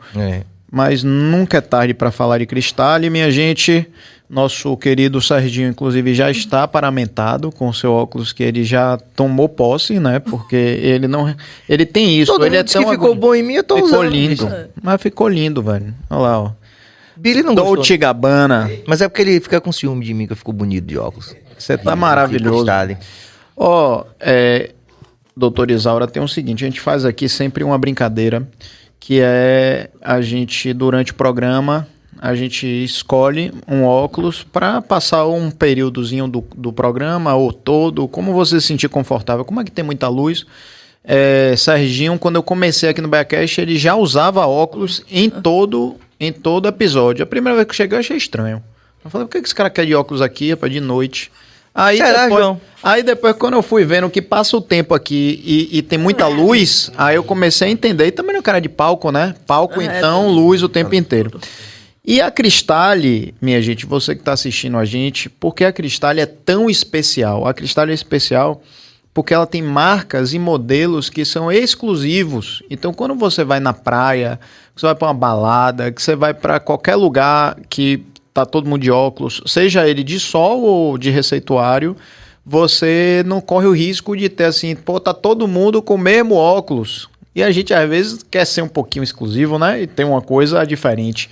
Então chegam marcas que só chegam na Cristal e modelos que só chegam na Cristal. Então é uma peça única. E aí a gente tem a Cristal no Shopping Salvador, no primeiro piso, e a gente tem no Shopping Barra, no L4. Então você está convidado aí a conhecer mais. Um beijo para a Maísa e para toda a equipe. Então, doutora, temos aqui alguns modelos. Veja se algum lhe apetece. Dá uma olhada, deixa eu mudar todos para você aqui. Ó. Olha lá. Ó. Aí tem que ser uma coisa grande aqui para... Olá. Agora olhe para sua câmera ali, aquela ali, para poder tirar uma foto aí. Agora veja lá como é que Veja ficou. você. Tá vendo? Toda estilosa aqui. Demais. Eu vou para ficar parecido com... Ah, você vai mudar? Vou mudar. Ah, então desculpe. Tem um aqui, outro que é bem seu estilo. Deixa eu ver. Esse também, ó. Olha lá. Vai, bata a foto aí. Que homem, viu? Meu Deus. Vá. Boa, bicho. Meu irmão. Obrigado, Cristal. Tô bonitão. Como a gente diz na comunidade, tá vendendo. Tá vendendo? Adriana, se segura, viu? Aí, ó. Vamos a mais interação, Cabas? E eu, Ah, faltou Pedro, faltou Pedro. minha foto. Pô, aí é Sim, desigual. Rolo. Aí é desigual. Aí, Pode ir? agora, olha É? lá, olha lá. Rapaz, nem eu me reconheço quando eu me vejo de Cristal. Meu Deus. Galera da Cristal, um beijo, obrigado pela Obrigado, confiança. Cristal. Obrigado por vocês estarem com a gente, viu? Importantíssimo esse apoio de vocês. E a Márcia de Ogum, terreiro de candomblé não faz abate, faz sacralização. Muito bem. Perfeito. É bom, viu, Márcia, porque eu sempre sou muito humilde, né? Você coloca como ligo. Me explique como é. Porque são tantas áreas de conhecimento, né? A gente tem que ter essa humildade mesmo de aprender a usar a terminologia correta, né? Uhum. Isso é importante. Mas também é muito importante, eu acho, as pessoas, quando a gente não sabe, né, a gente também não ser massacrado, porque isso não estou falando só nesse Sim, contexto que a sim. gente está falando aqui, não, em outros também. Sim. Porque muitas vezes você, por uma ignorância sua, você não sabe sobre algum assunto e fica ainda mais constrangedor para a pessoa não ter o direito de errar. Então eu sempre falo isso, eu acho que a gente tem que ser um pouco assim, suave no julgo, sabe?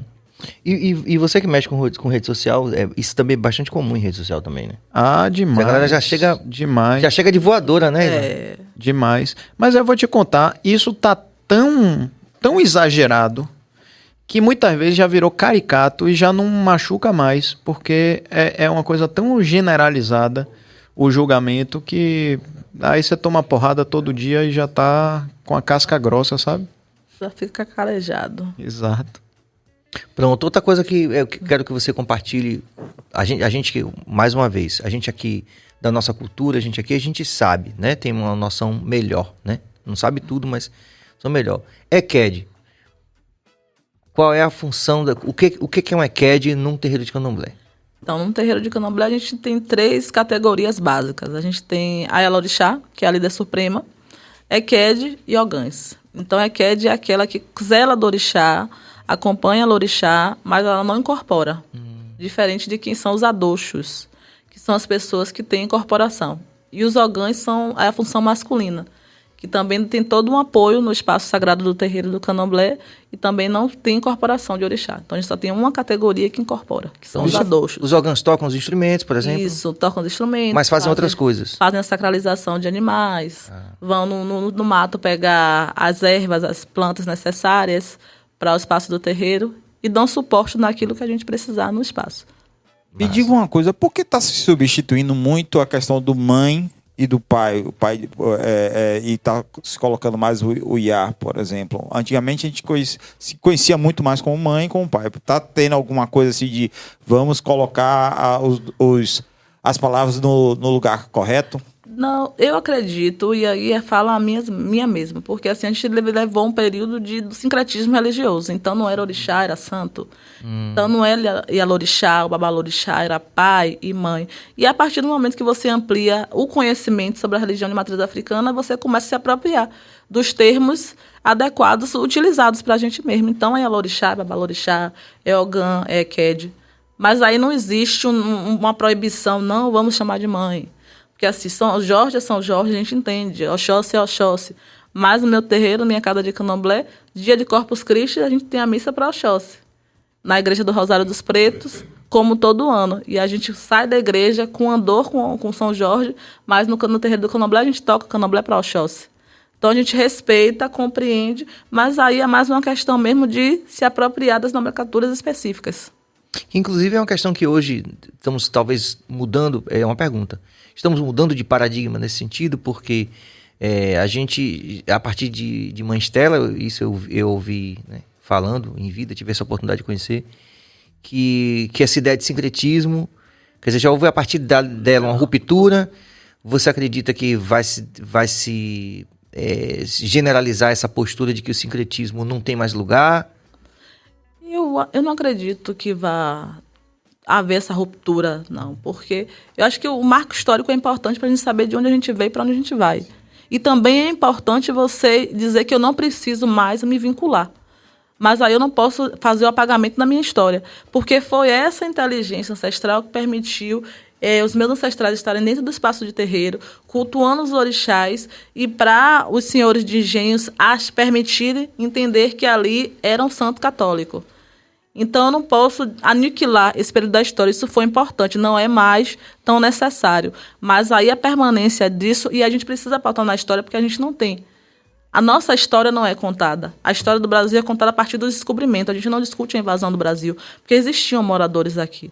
A gente não estuda a cultura negra como pessoas que foram sequestradas de África para trabalho compulsório aqui no Brasil. E a gente não estuda também a religião de matriz africana, como ela conseguiu se ressignificar, porque candomblé é uma religião brasileira. O culto em África é único. Mas aqui foi um espaço de diversidade, de acolhimento, em que você juntou vários povos de várias etnias para cultuar sua fé. E aí se criou essa estrutura, que é essa casa de oração, que é a expressão candomblé, quer dizer, vem do banto, para poder todo mundo que está fora do seu território possa professar sua fé. Então, esse legado histórico a gente precisa pautar. E somos nós que precisamos falar da nossa história. A gente não precisa mais que o outro diga aquilo que não viveu. A gente precisa ter nosso lugar de fala, como Djamila Ribeiro fala, e dizer que a nossa história aconteceu dessa forma, e aí a gente precisa estabelecer os limites de forma consciente daquilo que hoje não é mais sincretismo, mas que teve um momento histórico de significância e importância para a gente. Está aqui hoje discutindo no Bahia Cast o ataque ao terreiro da Casa Branca. Muito bom. E isso é interessante também porque tem aí um outro viés, né, João? Que tem isso. Tem assim, também tem... Eu lembro de uma entrevista, não vou saber o nome da pessoa, mas que falava sobre a associação de Maminha, né? Que Mãe Olga disse que não, mas a primeira coisa que eu quero que faça no dia é uma missa às 7 horas da manhã. Né? Então também tem um lado que alguns terreiros, isso eu sei porque tenho grandes amigos, né, pessoas próximas, que ainda também tem um pouco dessa devoção.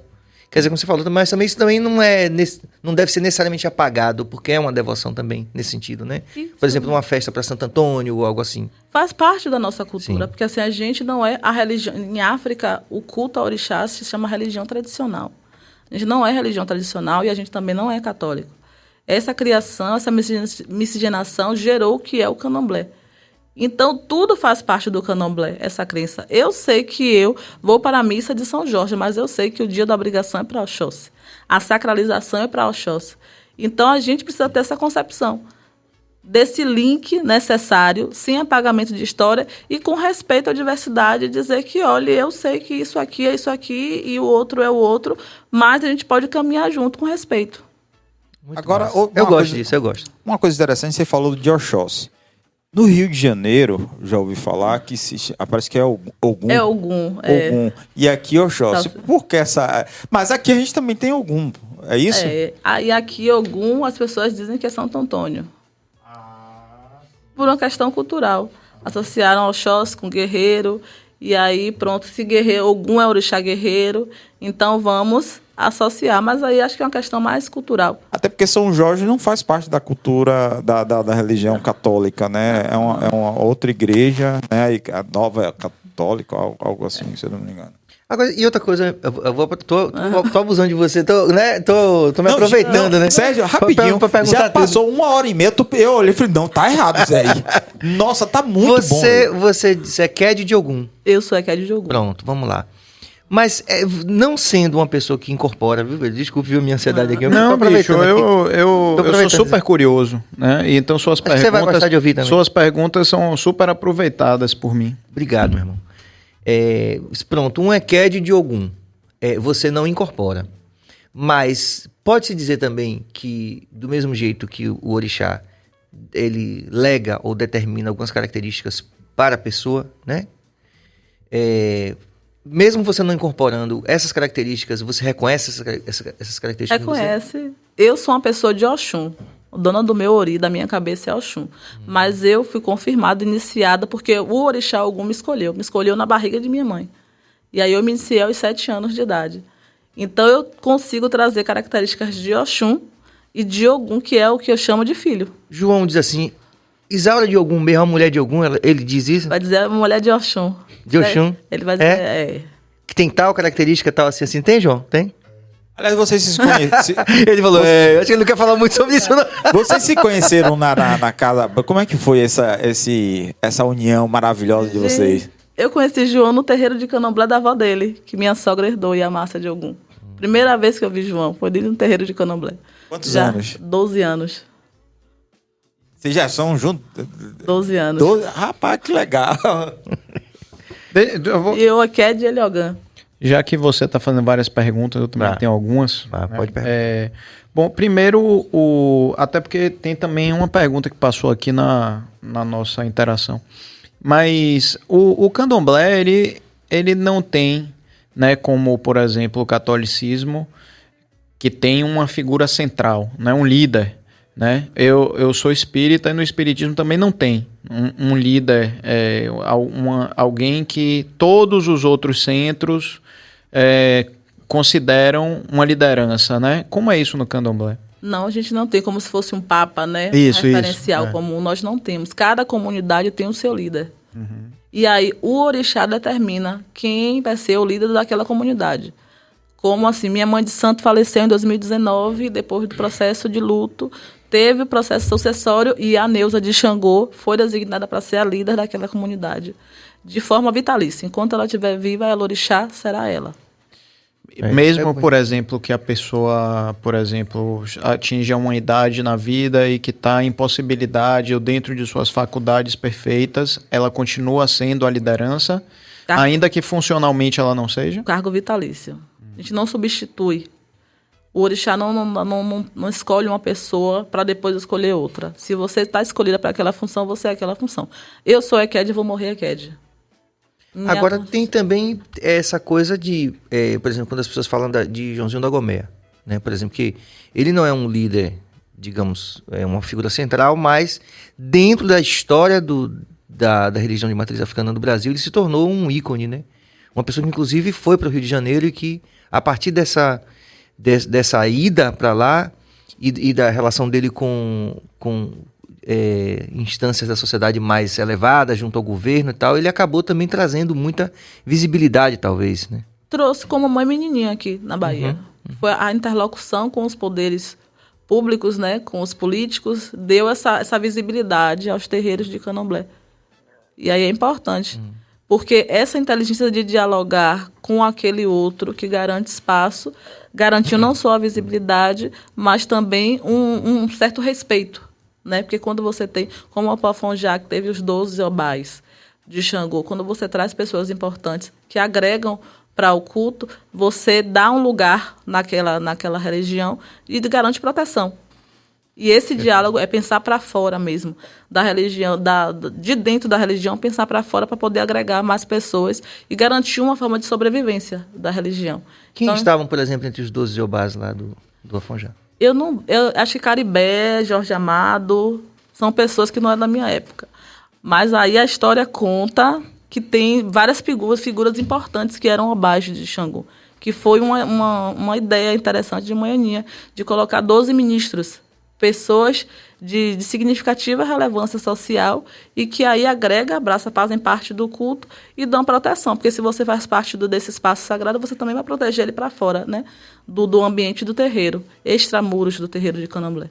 Fora que é lindo, né? Eu acho isso lindo, essa ideia de compreensão, de você alcançar e abraçar outras, né? Outras pessoas, outras que não necessariamente são ali da comunidade, essas alianças, né? A ideia da aliança é uma ideia que me encanta muito. Olha que coisa curiosa, quando você começou a fazer um monte de pergunta, você encorajou um monte de gente a fazer pergunta. É mesmo? Olha lá. Ó. Vamos lá. Bota aí, Cabas, essa última pergunta é bem interessante. E o Décio Fonseca Júnior. Por que as igrejas neopentecostais fazem associação das religiões de matriz africana como sendo do diabo? Tem uma questão polêmica, porque você dá aquilo que você tem, a gente não acredita em diabo. Então, o terreiro de Candomblé não existe nenhuma figura, nenhum orixá que a gente assimile ao diabo. Mas como a religião cristã divide tudo em bem e mal, é interessante que você agregue e descaracterize o outro com aquilo que é negativo, dentro da sua crença, dentro da sua filosofia. Então, a gente entende que o bem e o mal se complementam e você, enquanto indivíduo, você pode fazer, é uma escolha sua, praticar o bem ou o mal. Não existe uma força exterior que lhe impulsione para tal. Por isso que a gente não acredita no diabo. A retidão de postura tem que ser algo, uma conduta diária, de vigilância constante para você. Então, as religiões cristãs, né, pentecostais atribuem isso a gente para poder dizer que eles têm um lugar de privilégio e que nós somos aquilo que deve ser relegado à parte ruim da crença deles. Mas aí não se aplica a gente porque a gente não tem essa ideia de demônio dentro da fé. Apesar de que, e eu não estou corroborando essa ideia que realmente deles impossível de ser defendida, mas existe também, talvez na crença popular em alguma medida, essa associação de Exu com o diabo, que não tem nada a ver. Não tem nada a ver, porque Exu é o mas não tem gente que acha que tem isso? É porque é uma construção. Sim, isso. E aí, a Exu é o orixá que mais se assemelha à conduta humana. Essa dualidade do ser humano, essa instabilidade. Então, esse é o orixá que faz o movimento. O mundo circular, o orixá da vitalidade. Então, se tudo que é humano é associado ao diabo, dentro do panteão dos orixás, o que se assemelha a essa questão é Exu. E aí você entrega essa característica a ele. Mas a gente, sem Exu, a gente não faz nada, porque é o primeiro que inicia. É Exu que possibilita que a gente esteja aqui falando, dialogando. É o orixá da comunicação. Então, todo lugar que tem diálogo e comunicação, existe a presença de Exu. E aí, para a gente se comunicar bem, para a gente falar e o outro entender, a gente precisa dessa dinâmica da energia de Exu. Perfeito. Tem mais pergunta aí? Porque eu tenho minha. Ela que passou aqui. Qual? Já foi? É Augusto César. Boa noite. Você não acha que essas tomadas de consciência deveriam sair mais da academia para as periferias? Diretamente de Brasília aí. Olha. Parabéns pela aula. Mas é justamente isso que a gente está propondo agora. E aí eu vou falar do meu lugar de fala, da academia no mestrado em Direito pela UXAL. É essa mudança de paradigma, de levar pessoas para a comunidade. Esse curso de extensão, no programa de pós-graduação em Direito, de parceria de autoria, né, com Silvinha e professor Tagore Trajano, é para ir para as comunidades, para você discutir saberes nas comunidades, para você trazer pessoas negras em espaço de destaque, para dizer aquilo que a gente está conversando aqui, que aquela pessoa não compreende, mas falar de uma forma que ele compreenda. Você não pode chegar de maneira verborrágica na comunidade, porque ele não vai lhe entender. Então, se você senta para dialogar com ele da forma que ele compreenda, você consegue passar o conhecimento e aproximar ele da academia. Porque o conhecimento é poder. Uhum. E a gente foi negado esse conhecimento. Aos negros não eram dado o direito de estudar. Então, por que não pode estudar? Porque se você tem conhecimento, você consegue mudar a estrutura. Então, quando você tira o foco da academia e leva para a comunidade, é para dizer que esse espaço também é seu e você deve se apropriar disso para poder você conseguir mudar essa estrutura e multiplicar saberes. Então, o Obirim, Mulheres de Axé, é para multiplicar saberes. E o primeiro, quando a gente escreveu esse projeto, a primeira pessoa que eu pensei foi em Carla Cotirene. Que essa mulher como eu, que vem de comunidade, que essa intelectual negra, assistente social, autora de livros, e que continua falando de uma forma que a gente consegue compreender. E é isso que chama a atenção na fala dela. Então, trazer pessoas como essa para a gente é muito caro, porque assim a gente se enxerga. Eu passei minha vida na academia sem conseguir ter uma profissão, um referencial negro, que eu pudesse me identificar. E a mulher que eu tinha como modelo foi uma advogada branca, por uma questão de violência policial. Então, a gente precisa de modelos nossos mesmo para dizer, olha, somos mulheres pretas, periféricas, de candomblé, estamos nesse espaço, mas permanecemos nesse espaço. Porque eu posso ir para qualquer lugar do mundo, mas o meu vínculo com o meu templo sagrado de terreiro de candomblé é algo que não vai se romper. Então, para qualquer lugar que eu for, antes de eu ser advogada, eu sou Ekede Dogun. Eu sou a filha de Dona Bárbara e do professor da escola técnica, que cresceu nos corredores do IFBA, que hoje é IFBA, né? Na época era escola técnica, vendo meu pai se preocupando com os alunos da comunidade. Se o aluno não foi, ele ia em casa. Se não tinha uma farda, ele dava. Se não tinha um caderno, ele dava. Então, essa reprodução, esse compromisso com a educação é algo que a gente veio dentro de casa. Então, a gente vai reproduzindo. E o candomblé é esse espaço de multiplicar esse saber. Então, esse projeto é para isso, para tira da academia, dessa clausura, e leva para a comunidade, porque a comunidade tem muito a ensinar a gente. Muito bom. Isso é tão animador, sabia? Ouvir e ver você falar essas coisas, né, Pedro? Demais. A gente, a despeito do inspirador, desafio, né? A despeito do desafio que a gente sabe que é realmente um desafio. Inclusive, a gente está vivendo esse desafio aqui de fazer um podcast onde a gente tenha essa possibilidade de se aprofundar nesses universos. A gente sente uma pressão muito grande das pessoas dizendo que a gente deve ir para o superficial ou algo dessa natureza. Então, é animador, né? Inspirador. Você não quer já se comprometer para você voltar outro dia, não? Porque a gente incrivelmente tem 1h e 40 minutos conversando aqui. Você não vê porque o relógio está lá. Mas que passou voando assim e que... eu acredito, né? Que é algo que a gente está fazendo que tem um sentido fora da gente mesmo, né? Que se completa na comunidade. Vocês estão pautando a cidade de Salvador, a Bahia, como ela é. E eu acho isso muito importante, porque vocês não estão importando. A gente não está americanizando, porque a gente tem a ideia de que o bom é o que está fora, né? Eu vivo aqui nessa cidade buscando o modelo branco, a roupa branca, os filmes que não são a minha realidade. Quando a gente quer pautar aqui a nossa realidade, fica muito mais fácil.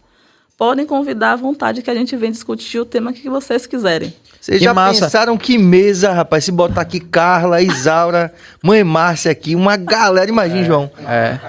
Mas quer ver uma coisa que eu achei muito legal, que pode ser uma tônica da próxima conversa, perguntas e respostas do Candomblé. Né? Eu sempre assisto alguns no YouTube, né, que é a minha religião, o Espiritismo, perguntas e respostas sobre o Espiritismo. Né? Porque você vai... É interessante demais. Sim. E a pergunta do outro serve para você, né? E eu acho que às vezes... talvez muito desse preconceito que exista com o Candomblé vem do desconhecimento, né? Essa coisa que você falou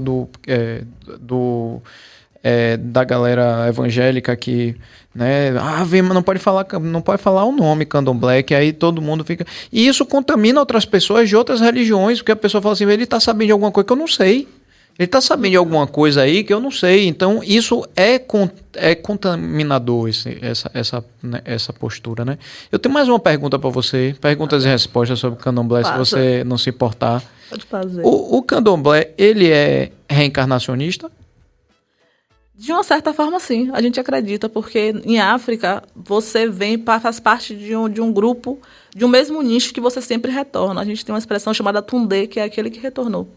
Então, a gente acredita no processo reencarnatório. Olha só, que coisa bacana de saber, viu? Agora, a gente faz cerimônias específicas para que esse espírito que desencarnou encontre seu núcleo espiritual e possa, se for o caso, retornar para o mesmo núcleo. Que coisa, rapaz, porque isso é uma interseção com o espiritismo.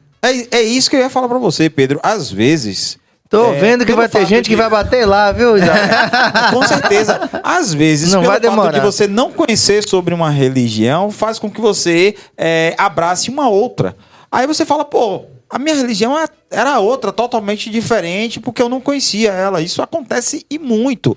Eu super respeito quem passa do espiritismo para o candomblé, do candomblé para católico.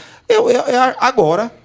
Se você tem um conhecimento e esse conhecimento é aberto, melhor ainda. As pessoas vão se encontrar naquela religião e vão abraçar. Às vezes você não conhecia.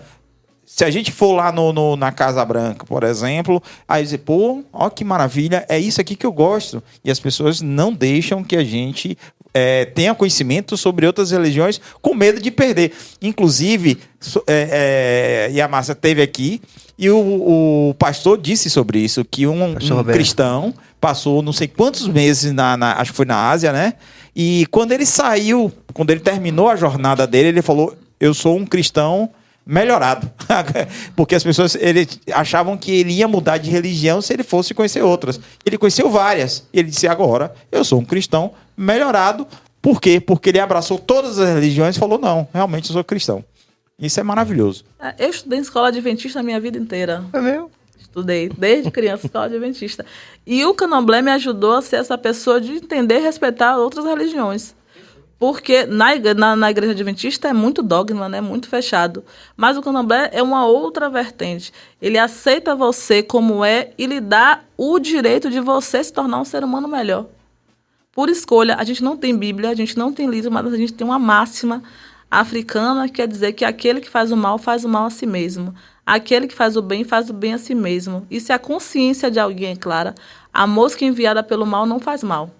Então, se você tem consciência de que do seu compromisso com o mundo, com o outro, de que você só quer desejar o bem, ainda que o outro lhe deseje o mal não vai chegar até você. Então, essa é a filosofia do candomblé, entendeu? É o bem pelo bem, porque se eu faço o bem a você, eu estou fazendo o bem para mim. É um retorno para mim. Então, o candomblé me ensinou a ser respeitosa com as outras religiões. Deixa eu fazer uma pergunta também.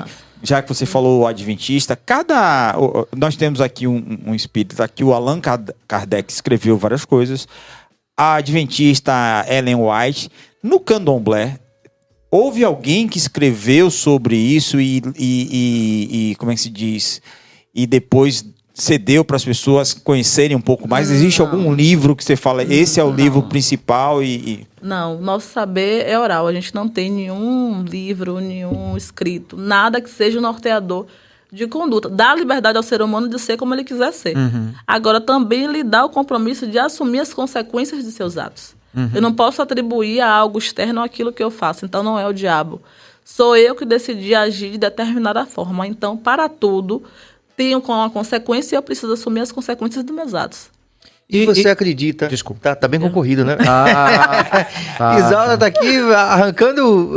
como é que chama? Daqui a pouco a gente vai sair na mão aqui, né, Pedro? Pra poder saber quem vai fazer a pergunta. Aí tem que chamar Coronel Esturão. E você acredita que em algum momento da história isso pode ser codificado?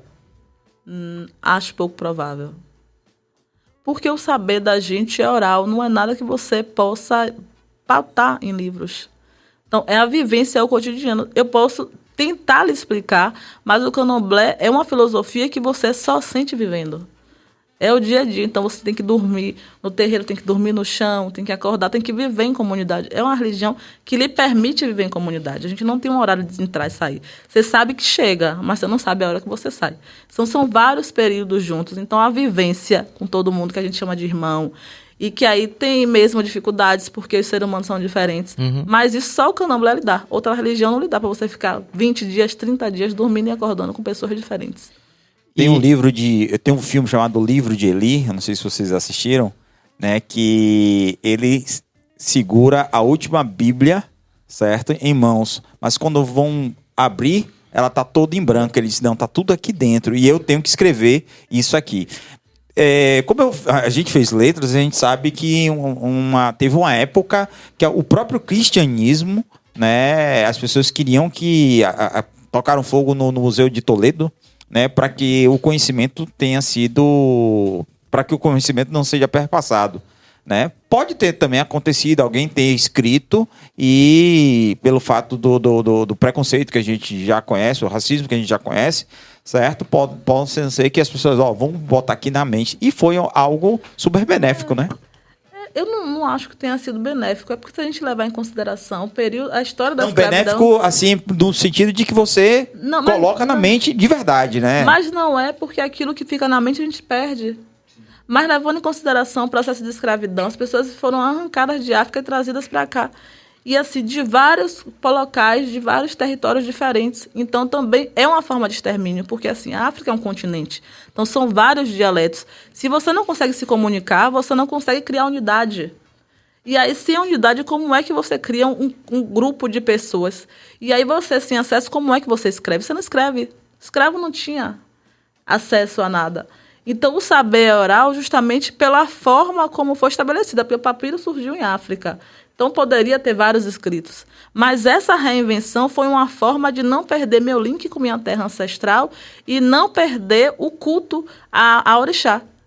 Então, nossos ancestrais são muito inteligentes na questão de perpetuar essa fé. Mas foi de forma muito perversa, porque a gente não tem nada escrito. E até hoje a gente não tem nada escrito. E olhando toda essa história, né, a história do negro que sai da África, que vem para cá, nas condições que a gente conhece, é realmente uma questão de sabedoria ancestral muito grande ter conseguido passar essa religião de geração em geração, mesmo sob tanto sofrimento e subjugação, né?